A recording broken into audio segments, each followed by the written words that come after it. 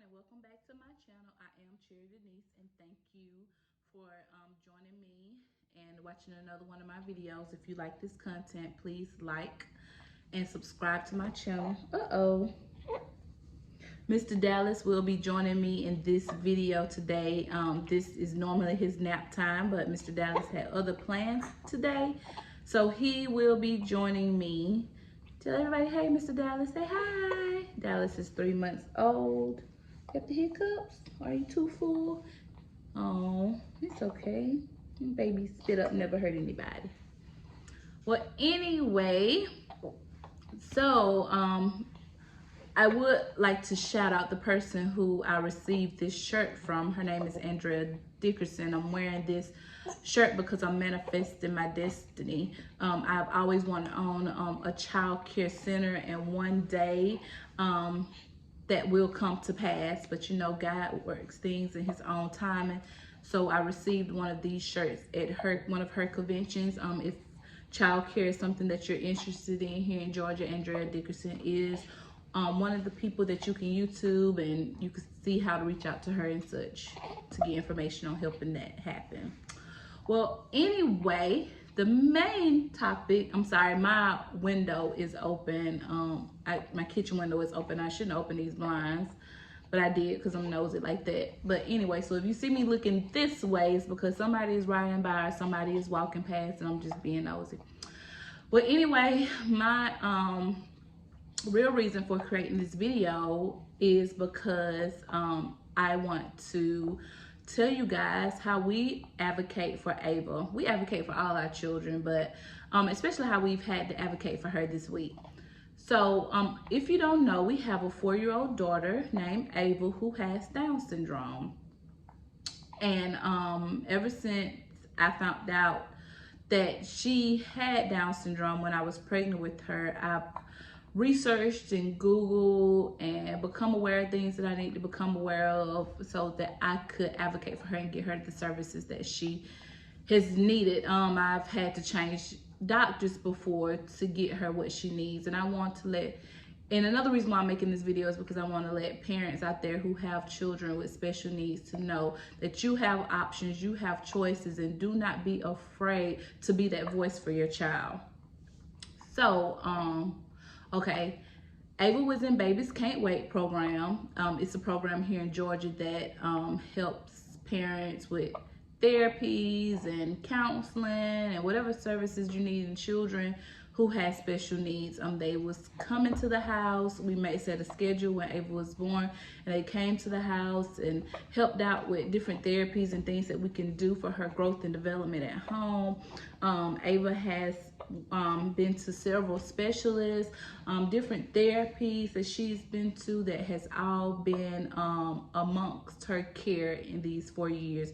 We have been to doctor after doctor after doctor after doctor after doctor. Oh my goodness, some of her doctors are 2.5, 3 hours away. Sometimes we have been back and forth to the doctor two and 3 times a week. Oh, it's just a lot. But you know, you do what you have to do for your baby. So anyway, Ava started early Head Start through the Bright from the Start. Well, not through Bright from the Start, but Bright from the Start helped her get into the early Head Start program, and it was where she could go to Head Start half a day and pre-K the other half. So she started that, and her schedule consisted of going to Head Start in the mornings, and she would be the Head Start for breakfast. After breakfast, she would transition over to the primary school for about 3 to 4 hours of pre-K. I want to say about 3 hours of pre-K, and then she would transition back over to Head Start for the rest of the day. And that program really, really helped her grow. She was seeing the other kids. She knew what was expected. She followed the rules, just like the typical children. She does have some speech barriers and some other developmental barriers that kind of just slowed up her progress a little bit, but she prospered. And I love that she prospered. She loves being around Kamari Monroe, which her older siblings. She thinks that she's about big as them, and they're 11 and 12, and she wants to do everything that they do. So with that being said, bless you. With that being said, we have an annual IEP meeting, which is a meeting that we have. I cannot think of the actual name that those the letters stand for. I can't. Individualized something. I don't know. Maybe individualized educational plan. I don't know. I don't know what it stands for. But anyway, I just know it's the IEP meeting. So we had an IEP meeting at the end of the year as usual. And they told us that Ava was good to go with pre-K. She'll be in an inclusion pre-K class all day long because she can manage it.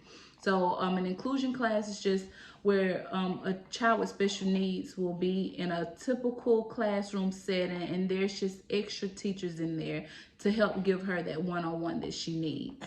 So and there's a couple of other kids in her classroom that was in her pre-K program from the previous year.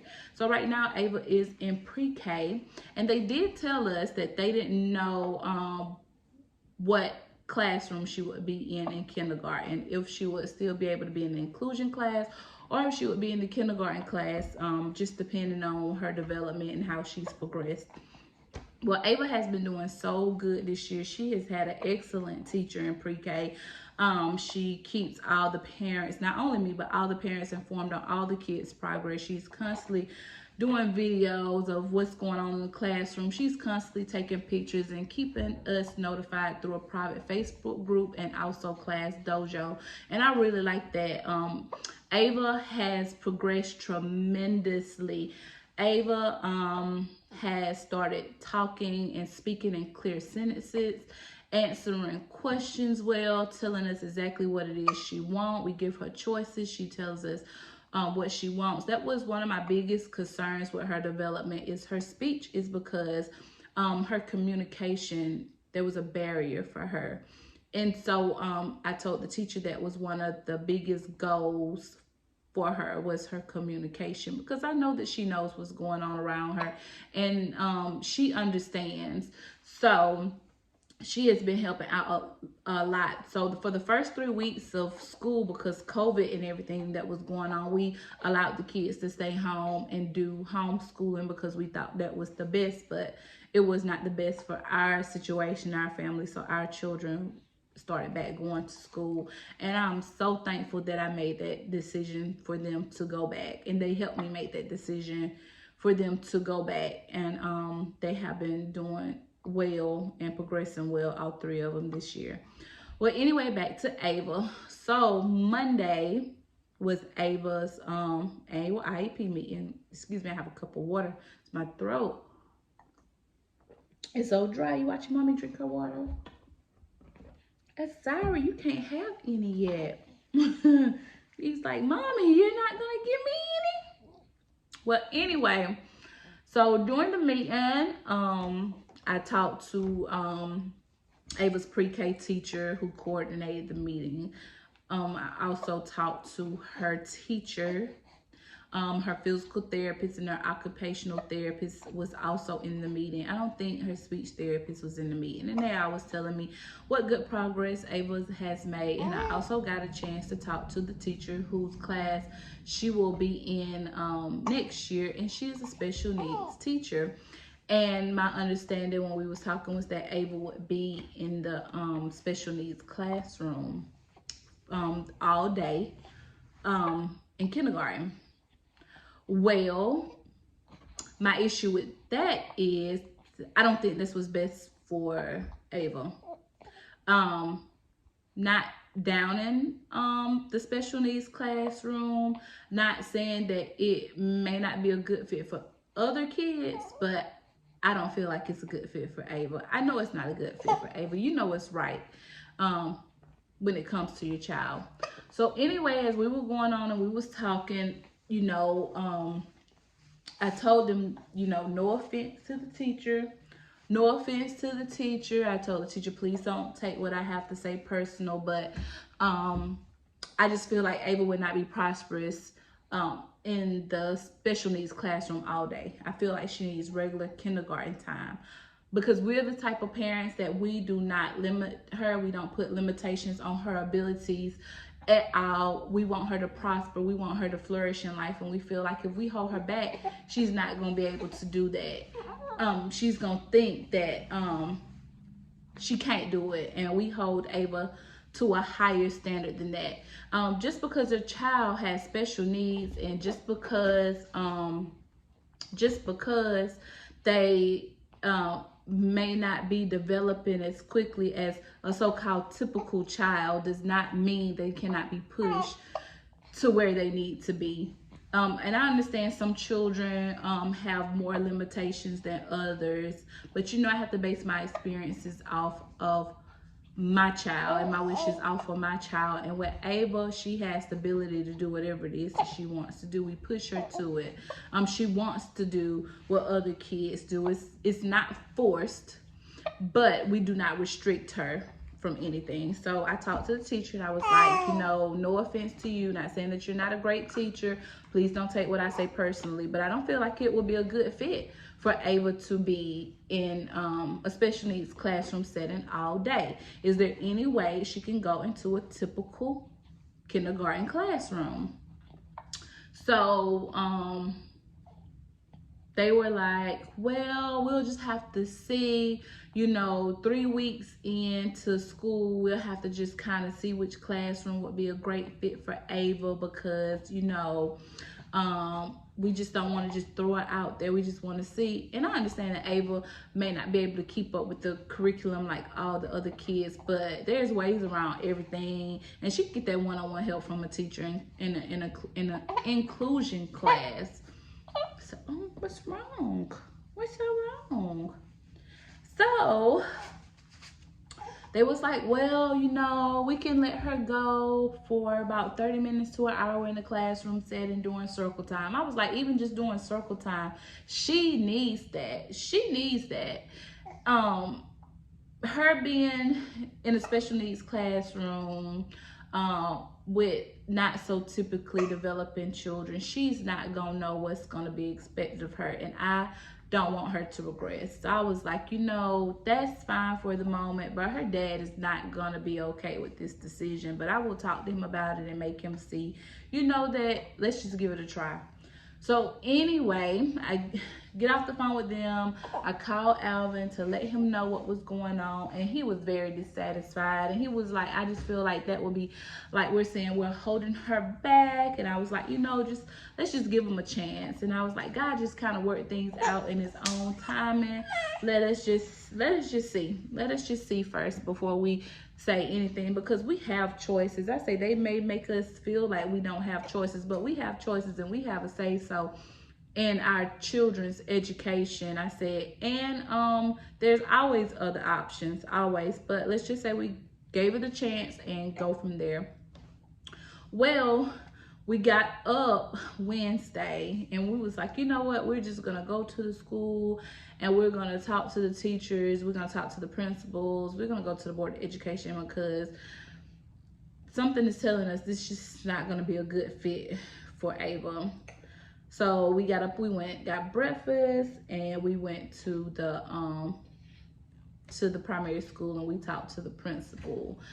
And we have always been advocates for all of our kids, regardless of what the situation was. Our school system, we are blessed to have a very good school system, a very understanding set of principals and directors and assistants and teachers. So we went and we talked, and the principal was like, well, we was just about to get ready to hold a meeting anyway with Ava's teachers, because they felt that you was concerned about her schedule, and so it's a good thing that you guys came on in. Y'all will be able to sit into the meeting and express y'all concerns, and we'll just go from there. So our thing with everybody was that we just did not want to hold Ava back. We did not want to limit her with anything.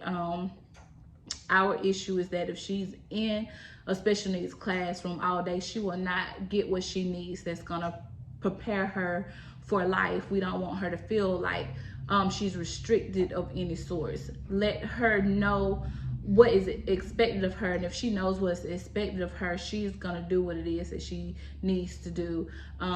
So with all that being said, they were very understanding of our concerns and took everything we said into consideration. And they told us that Ava would, so her daily schedule would be that kindergarten goes to breakfast by themselves when they get off the bus, and they don't know if Ava can handle that right now. So what they're going to do is she will go to a special needs class when she gets off the bus, and she will go have breakfast. Once she has breakfast, she will go to her kindergarten class. She'll stay to her kindergarten class during academic time, and then around lunchtime, she will go back to her special needs class for lunch. Once she comes from lunch, she'll have 30 minutes of one-on-one time in her special needs classroom, and then she will go back to the regular kindergarten class for the rest of the day. I think that's going to help Ava prosper so much more. I know that she needs that one-on-one time. I don't think it needs to be all day. 30 minutes to an hour out the day would be good one-on-one time with Ava, for her to kind of be in the gist of all the get caught up with what the other kids are doing. And we try our best to do what we need to do here at home for her, give her extra support, help her. Kamari is really great with teaching her things, and Ava knows. She tries to act like she don't know what's going on, but she knows what's going on. But I did tell them, in the midst of her and her dad as well, we both was like, you know, when she goes to breakfast, she's gonna be limited there, or is she just going to breakfast and gonna sit down and trays being handed to her at breakfast and lunchtime, or is she gonna be able to get up and go through the rotation of learning how to get her own tray and sitting it down, and knowing that after she gets finished eating, she goes to put her tray up? Because if not, that's what we need. We need her to know what it is that she needs to do in life, because true enough, we may not always be around to help her, and if she doesn't know how to help herself, then what? And as a parent, that's the way that my thinking about her has been since she's been alive. If I do everything for her and never give her a chance to do for herself, and if I'm no longer here, then who's gonna do it? Who's gonna do it? What if and I pray that her sister and brothers are there for her, and I'm sure they will be. But what if something happened to all of us and she's the only one left here? Then who's gonna do? She's gonna have to learn how to do for herself. Our biggest struggle with Ava right now is her potty training. She's 4 years old and she's still in pull-ups. She knows when she has to go, and I know she knows when she has to go, because she walks off from us to go, and then she comes back. She does not vocalize to us that she needs to go. But when I sit her on the potty, she will go. She'll go, but she has to be prompted to go. She will not go on her own. The other morning, she woke up about 4 o'clock. I heard her little feet walking through the house, and I got up and I was like, Ava, what's going on? Get back in the bed. And so she got back in the bed, and when I woke up to get her up for school 2 hours later, she had a stinky pull-up on. And I was thinking, oh my God, she got up to go because she knew she needed to go to the bathroom, but she didn't know the proper steps to take to get her there, or she didn't know to come and wake me up to take her to the bathroom. And the bathroom is just right across the hall from her room. So that's one of the biggest struggles that we're working on. We felt like that may have been one of the reasons why they said that she didn't need to be, they was pushing more for her to be in a special needs classroom all day. But she could be in a typical classroom with a pull-up. That's what those services are there for. That's what those services are provided there for your child. Do not let them push you around. If you're in the school district that's very, very strict when it comes down to what you need to do, there are rules and regulations that they have to follow. They have to, the school systems have to go by your wishes when it comes down to your child and your child's education, regardless if they're typical, so-called typical or non-typical children. They all are supposed to be afforded the same education And just like I told, uh-oh, my goodness, you okay? My goodness. And just like I was telling the teachers and stuff, Down syndrome is just the diagnosis. Does not define Ava and who she will become in life. It does not define her abilities. It may define some of her disabilities, but it does not define her abilities and what she can do, because she has the ability and capability of doing what a typical child does. She just may need a little extra time to do it in. So we are here to advocate for Ava. I hope that you advocate for your child, be there for your child, put limits on what people tell you about your child. If it's something that you don't like that somebody says to you about your child, there's other options. Go another route. Go another route. Not only with Ava, let me tell you another situation. Well, I told you at the beginning of the video that the kids, we let them stay home the first 3 weeks of school because COVID had just really started good. We didn't, well, it hadn't really started. It had been around, but we really didn't know what the schools was going to be like. You know, if they was going to keep it clean, and we didn't want the kids to get sick. It was bad enough, me as a nurse, that I'm working in it, and the kids, we was just fearful. That's the thing. We was just fearful. And so while the kids was doing homeschool, we found that homeschooling was just not a good fit. And I remember we had to sign a contract saying that the kids would not go to school. They would stay home and do homeschooling, do the homeschooling curriculum. And, you know, it was saying that they would have to stay home for the remainder of the semester, and they could not start back until January, I believe it was. Or no, not January, but something about, it was either they had to stay out till January or they would have to stay out for the rest of the school term. Something like that it was. Well, anyway, before I made my choice, I asked a lot of questions, and one of the answers that I received was there was an appeal process. So anytime within the duration of the contract, if we changed our mind, there was an appeal process. So when I found out that that wasn't going to be a good fit for us, I went and talked to my daughter's school first. She's in middle school. So I went to the middle school first, and the principal, she was right on board. She was like, I completely understand, you know, she can start school on Tuesday. Let me just talk with the superintendent to make sure it's fine, which I'm sure it is. So, you know, be expecting a call later on this week on what time, what Kamari's schedule is going to be like. She was right on board. So then I end up going to the elementary school, Monroe School, to talk to his principal, and she was not on board. She didn't want to hear anything I had to say. And I'm like, you know, I have to do what's best for my kids. I cannot worry about anybody else's kids or how the teachers feel about my concerns, and what I need to do was best for my kids. I thought that them being home would be the best choice, but that's not. It's not. He's failing all his classes. The curriculum is not set up right. We need him to be back in school. So she was like, well, you know, I don't know about that. You could go to the resource coordinator and talk to her. Maybe he can go to the, it was the, what do you call the name of the school where like children with behavioral issues go? Oh, I cannot think of the school.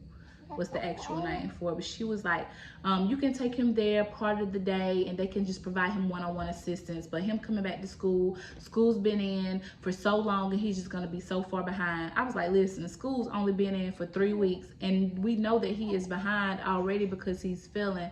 He needs to be in regular school, so it's better to get him in now that we know that it's not working for him, versus wait until the end of the semester when we just know it's just no catching up. And she was like, no, that's just not gonna work for our school. And you know, they leave it up to the discretion of the principal, what's going on. And I'm not letting any outside kids in my school. Well, honey, let me tell you, I would love to do the appeal. I would love to appeal your decision. And she was like, there's no appeal process. I said, yes, ma'am. there's an appeal process, because when I signed this documentation, I received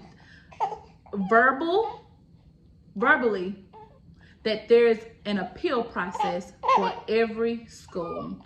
And so she was like, well, have you went to Kamari school, the middle school? Because I'm sure they're not allowing anybody else in their school either. I said, well, as a matter of fact, I just left Kamari school right before I came here, and her principal is right on board, and she'll be able to start school next week. She told me all she had to do was talk to the principal, and she was surely there. I mean, not the principal, but the superintendent, and she's sure that everything will be okay. She would love for Kamari to be back. Well, I know that Kamari, is in the gifted program and everything, and it'll be easier for her to transition back in school.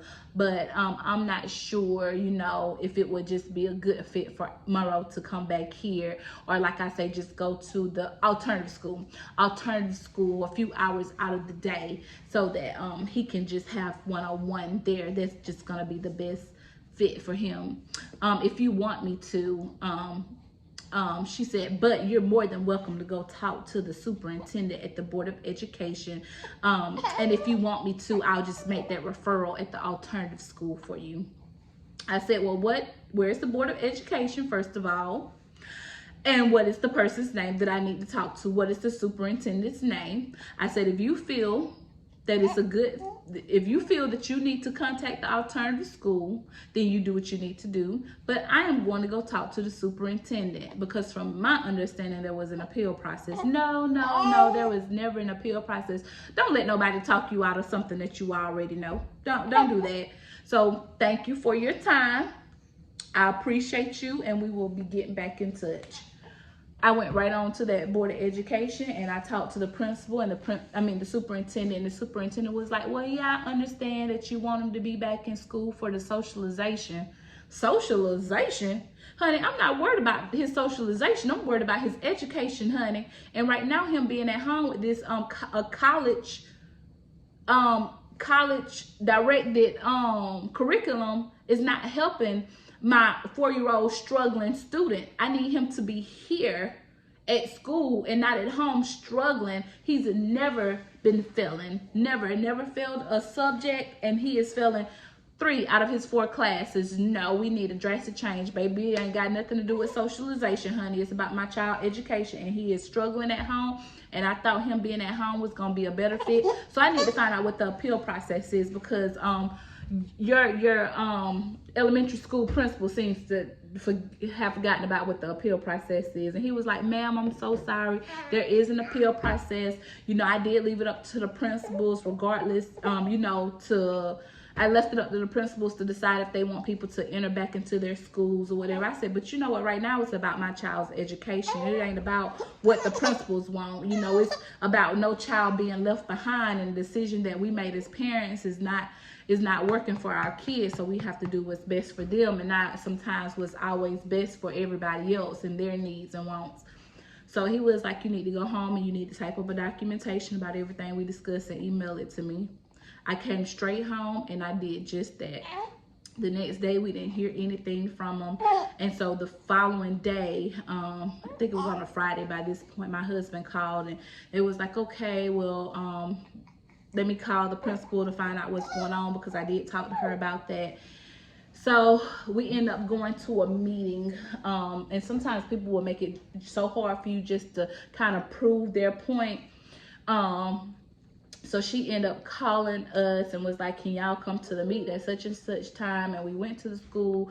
And so with Kamari having an easy transition back into school, the middle school principal was like, well, because they're in school and they've been in school for such and such amount of time. Like, it's just 4 weeks. They've just been back in school 4 weeks. You're acting like they've been back all semester, a whole term, just only 4 weeks. He has plenty of time to catch up.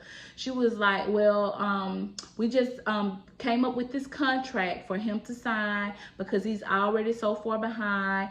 He's gonna have to make 70 and above on all his tests. He's gonna have to go to the after school program in the afternoons till 6 o'clock so that he can make up all his work. And as long as all his work made up by the end of the semester and he has passed all his tests with a 70 and above and he has passed all his classes and it's in the 9 weeks test, then he can stay in school. But if not, then he will have to go to alternative school for the rest of the semester. I'm thinking, what kind of mess is this? But you know what? I'll sign your little contract, honey, because that little contract don't mean nothing to us. Baby, when I tell you my son busted his behind those 5 weeks they had left in school before the 9 weeks was up, he busted his behind. Honey, he came out of that with A's and B's. You hear me? And she was like, he can't get in any trouble. And he was getting, I will say, he was getting in trouble last year, but it was for simple things like how you get detention for leaving your pencil. Leaving this pencil or talking in class, that type of stuff. Nothing behavioral like fighting or bullying or being mean to the teachers. None of that. None of that. So he went to school, he busted his behind, and sometimes things happen. It's a blessing in disguise, because he told me after the 9 weeks he could, you know, not go to the after school program anymore. But he was like, you know what, mommy, no, I want to go to the after school program. I love going. It's helping me so much with my work, and school will be over in about 4 more months, and he is still going to the after school program. He loves it. They help him out tremendously, give him that one-on-one that he needs, and he is doing so good. So I say that to say this: always advocate for your children.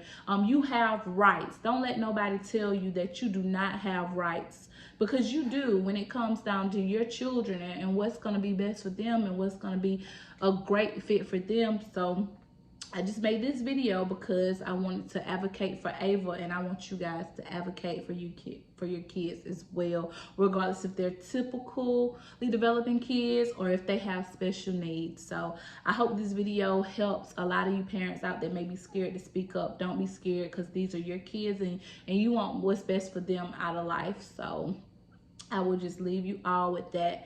So I hope that you enjoy this video. Again, if you enjoyed this video, give it a like, subscribe to my channel, and I hope you guys have a great and awesome and amazing rest of the day. Bye.